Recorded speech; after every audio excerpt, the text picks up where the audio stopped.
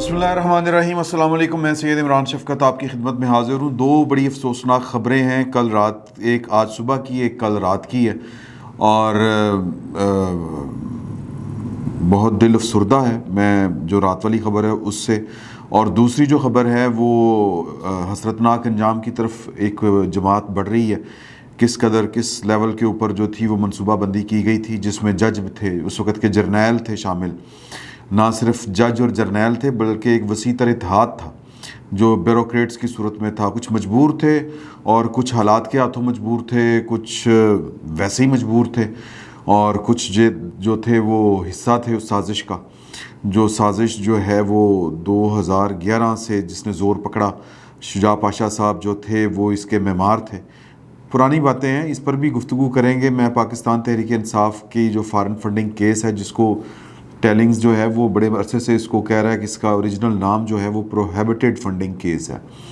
तो इसमें जो फाइंडिंग आ गई हैं, या रिपोर्ट आप कह लें, फ़ैसला नहीं इसको कह सकते, रिपोर्ट कह लें या फाइंडिंग कह लें, वो हैं। इस पर बात करेंगे, इसके मज़म्मरात क्या हैं, कानूनी क्या हैं और आगे फ्यूचर क्या है। बहुत से लोग जो हैं वो पाकिस्तान के इलेक्शन कमिश्नर के ऊपर एतराज़ कर रहे हैं कि जी ये होम्योपैथिक टाइप का फ़ैसला है, पता नहीं वो क्या उम्मीद लगा के बैठे थे उनसे, और जो उनका आइनी किरदार है वो बड़ा महदूद था। तो आगे गवर्नमेंट के क्या इरादे हैं, इमरान खान साहब क्या करेंगे, वो क्या करते रहे हैं, और इस तरह की सारी चीज़ों पर गुफ्तगू करेंगे। कल रात को यानी शाम को ही आप कहें कि जो चूँकि सैलाब आया हुआ है, वज़ीर आज़म कल जो थे वो बलूचिस्तान में गए हुए थे, और जहाँ ज़ाहिर है कि इंतज़ामिया भी थी, तो एक जो फ़ौजी हेलीकॉप्टर था आर्मी एविएशन का, उसके लापता होने की जब बात सामने आई तो ज़ाहिर है कि पहले तो वो सोशल मीडिया के ऊपर आई थी। सहाफ़ी, जय्यद सहाफ़ी हैं या मुस्तनद सहाफ़ी हैं जिन्होंने ये वाली बात करनी शुरू की थी अपने ज़राए के हवाले से। बाद में फिर DGISPR ने भी इसकी तस्दीक कर दी कि एक हेलीकॉप्टर है जिसमें 6 अफराद शामिल हैं, सवार हैं, वो आगे पीछे हो गया है, राब्ते से बाहर हो गया। तो फिर रात गए, ख़बरें तो आ गई थी कि गड़बड़ है, अल्लाह ताला बस सलामती की दुआ की जा रही थी। तो शहीद हैं जो अपना फ़र्ज़ पूरा करते हुए, काम करते हुए, जो अचानक मौत भी शहादत के कई दर्जे हैं। तो जो बंदा अपना काम करते हुए इस दुनिया से चला जाए वो शहीद है। और मतलब lieutenant general Sarfaraz Ali southern command के कमांडर हैं, कोयटा के कोर कमांडर, 12 कोर जिसको कहते हैं, वो ज़ाहिर है कि वो ऑपरेशन को लीड भी कर रहे हैं वहाँ पर, या यानी आर्मी साइड से, और रेस्क्यू जो भी ऑपरेशंस चल रहे हैं तो वो जायज़ा ले रहे थे। तो मौसम की ख़राबी के बायस ये वाला हादसा पेश आया, जिसमें हाल ही में ब्रिगेडियर से जो मेजर जनरल की अप्रूवल जिनकी हुई थी तरक्की के लिए, मेजर जनरल कह लें या ब्रिगेडियर कह लें, उनको अमजद हनीफ उनका नाम है, ब्रिगेडियर मोहम्मद खालिद हैं, मेजर सईद अहमद हैं, ये पायलट होंगे या हेलीकॉप्टर के जो पायलट ही कहेंगे इनको, मेजर मोहम्मद तला हैं, और नाइक मुदस्सर फ़याज़ साहब हैं। तो ये अल्लाह को प्यारे हो गए हैं, ये तस्दीक हो गई है, मलबा मिल गया है, रेस्क्यू ऑपरेशन कह लें या मतलब जो भी था रात गए तक वो जारी था। अब वहाँ पर जहाँ पर ये लोकेट हुआ है हेलीकॉप्टर का मलबा, वहाँ से उठाया गया है।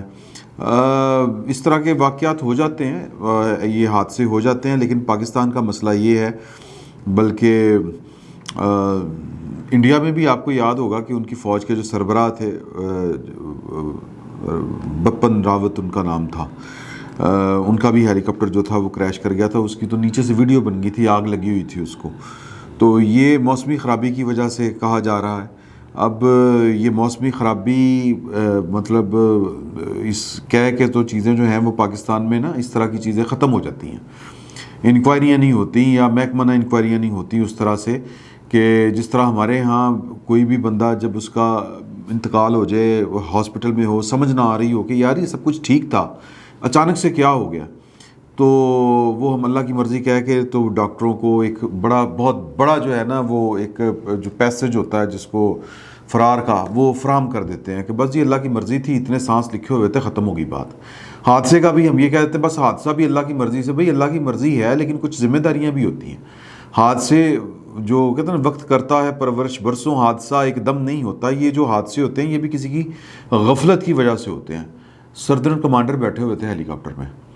تو پتہ کرنا چاہیے کہ موسمی خرابی کی وجہ سے کیا موسم اچانک سے ہوا تھا, کیا یہ جو لسبیلا اور جو کراچی کے درمیان کوئٹہ کا جو علاقہ ہے, کیا یہ کیٹو کی پہاڑیوں کا دامن ہے یا کوہ ہمالیہ ہے کہ جہاں پر موسم کے تغیرات اتنے زبردست ہوتے ہیں کہ پتہ ہی نہیں چلتا کہ کب آندھی آ جائے گی, کب برف کا طوفان آ جائے گا, کب بارش شروع ہو جائے گی.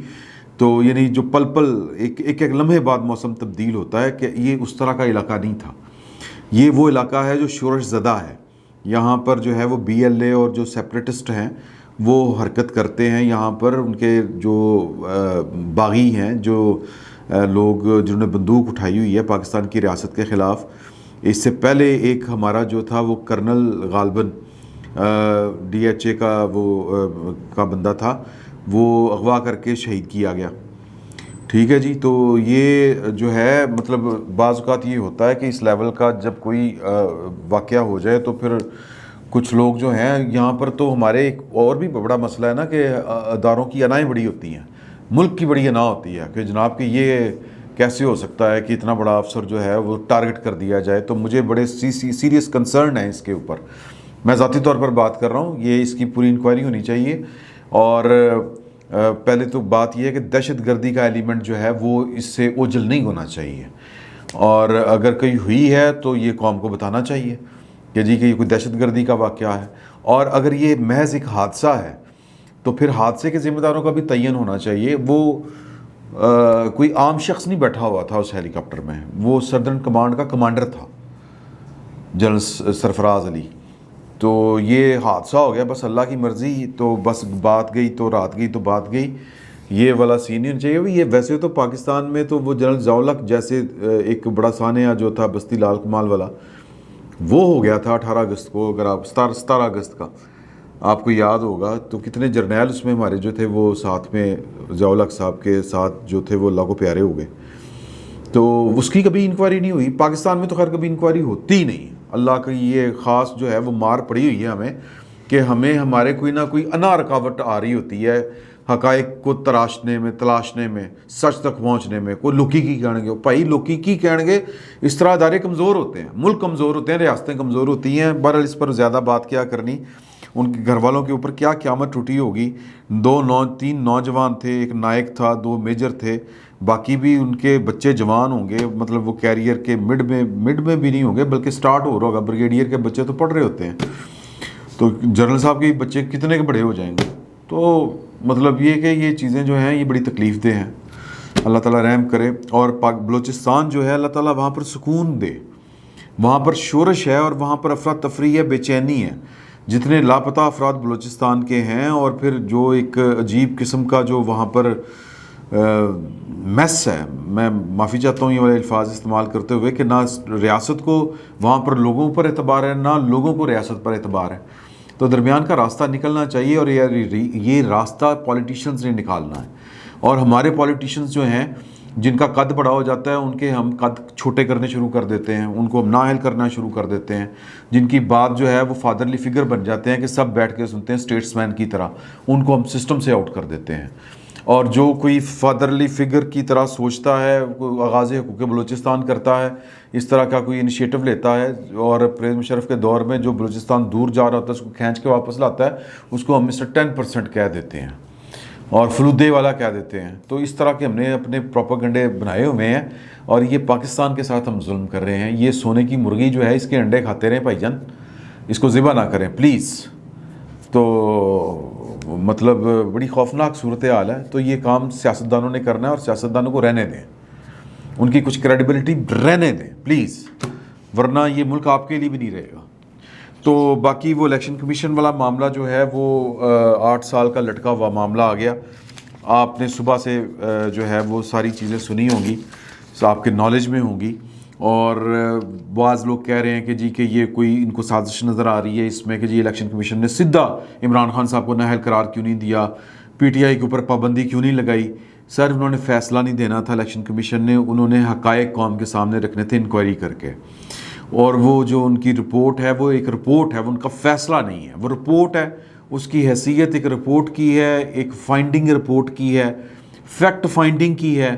اور اس کے اوپر جو ہے وہ اب ریفرنس بنے گا. 15 دنوں کے اندر وفاقی حکومت باؤنڈ ہے آئین کے مطابق. آئین کا آرٹیکل 16 ہے غالباً, اس کی سب آرٹیکل 2 ہے, تو اگر میری یادداشت ٹھیک کام کر رہی ہے تو یہ وفاقی حکومت نے یہ اب ریفرنس تیار کرنا ہے, سوچو بچار کر کے. اس میں وزارت داخلہ انوالو ہوگی, اس میں وزارت قانون انوالو ہوگی, وہ بیٹھ کے اس کو پورا سٹڈی کریں گے اس فائنڈنگ رپورٹ کو, اور پھر اپنی سفارشات کی بیس کے اوپر سپریم کورٹ پہ ریفرنس بھیجیں گے کہ جی کہ یہ پارٹی جو ہے ہمارے تناظر میں یا ہمارے جو ہمیں لگتا ہے کہ جو فیکٹس انہوں نے اکٹھے کیے ہیں الیکشن کمیشن نے, اور جو اداروں کی فراہم کردہ ہیں, اسٹیٹ بینک کے فراہم کردہ ہیں اور فارن آفس کے فراہم کردہ ہیں, اس طرح اور دیگر, اور پھر الیکشن کمیشن ایک آئینی ادارہ ہے, تو پھر وہ اپنا مائنڈ اپلائی کرے گی اور وہ پھر استدعا کرے گی سپریم کورٹ سے. اٹارنی جنرل پیش ہوں گے اس میں, اگر کوئی وکیل کرنا پڑے گا وہ ہوں گے. فریق ثانی جو ہے اس میں وہ اگریوڈ پارٹی جو ہے پی ٹی آئی ہے, اس کو پورا سنا جائے گا, اور یہ ایک لمبا پروسیس ہے. اور پھر وہاں پر فیصلہ ہوگا کہ جی کہ ان کے اوپر پابندی جو گورنمنٹ نے لگائی ہے وہ جائز ہے, یا جو انہوں نے سفارش کی ہے وہ لگنی چاہیے یا نہیں لگنی چاہیے. میں ذاتی طور پر سمجھتا ہوں کہ پولیٹیکل پارٹیز کے اوپر جو ہے وہ پابندیاں نہیں لگنی چاہیے. عمران خان صاحب نے جس طرح جیسے تیسے کر کے جو کچھ بھی کیا, یہ عمران خان صاحب اکیلے نہیں ہیں اس ساری گیم میں, یہ ساری گیم جو تھی وہ تیار کی گئی تھی, اور اس میں اس وقت کے جج تھے جو صادق اور امین کے ڈھول پیٹ رہے تھے, ثاقب نثار ٹائپ کے, اور اس وقت اس میں جنرل شجاع پاشا صاحب جیسے جرنیل تھے, جنرل ظہیر الاسلام صاحب جیسے جرنیل تھے, جن کو نواز شریف کی شکل اچھی نہیں لگتی تھی, جن کو لگتا تھا کہ نواز شریف کا قد بڑا ہو گیا اور اس کے ہوتے ہوئے ہم بونے نظر آئیں گے, اور پھر ہماری جو ہے وہ دسترس جو ہے وہ کمزور پڑے گی, ہماری گرپ پاکستان کی ریاست کے اوپر کمزور پڑے گی, پاکستان کے قانون کے مطابق چلنا پڑے گا, ہماری جو من موجیاں ہم نے لگائی ہوئی ہیں, جو لٹ مار ہم نے مچائی ہوئی ہے, یہ ختم ہوگی, ختم ہو جائے گی. تو لہٰذا ان کے قد چھوٹے کیے جائیں, ان کو سسٹم سے نکالا جائے. یہ دونوں پولیٹیکل پارٹیاں اپنی اوقات سے باہر ہو گئی ہیں, ان کو فارغ کیا جائے. طریقہ کیا تھا؟